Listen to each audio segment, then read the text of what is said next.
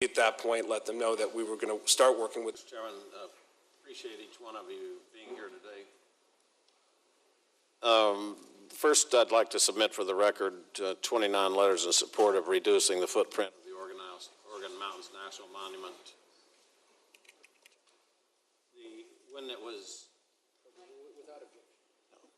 When it was announced that there was an ongoing effort almost 12 years ago on the Oregon Mountains, pretty early on we submitted a bill of 60,000 acres that protected the footprint of the Oregons.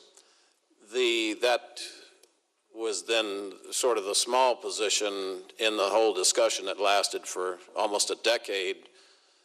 And even when the Democrats had full control and a filibuster-proof Senate, they could not pass the big, expansive bill that eventually got put into place by executive order. Because they knew the local people were in deep disregard of the 600,000 acres that eventually got put into the Oregon Mountains Desert Peak National Monument. The consensus in the community was, yes, we want to protect that, but we also don't want to take away the economic potential. And so I hear this mantra that if you got public lands, your pay increases. It's one of the strong Democrat counties in my district that keeps pointing out the Grant County is the home to the Gila National Forest, or the Gila Wilderness. That was the first wilderness put into protected status, and they tell me we don't need more wilderness here because that's choking off our economic potential. That's in an area that typically doesn't look at things from a Republican point of view. And yet they're alarmed at this grab going on by the government that is played out in the West. The economic potential does not increase. In fact, the day the executive order was signed that set aside the desert, the Oregon Mountains, then the largest kind of off-road competition in the entire nation decided to leave the area, and they announced they were pulling out.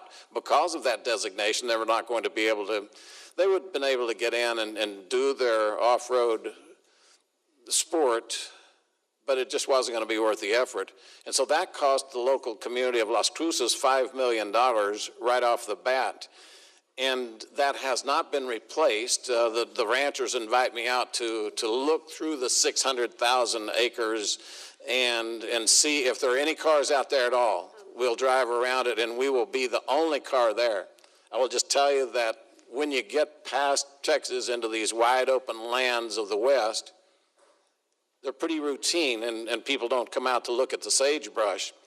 So I think all that's being suggested in this discussion in the hearing and then later in the presidential actions is just to retreat back to the footprint that the law initially calls for. The law says you can protect objects, but again, the Oregon Mountain designation was very light on object description and very heavy on prose. And that was what was not supposed to occur. So I do think there's a valid reason for reviewing the designations, and there's a valid reason for, in certain cases when the law has not been followed, that we should in fact reduce the acreage. Now, Ms. Clark, you've probably seen as closely as anyone as former director of BLM. Can you tell me what,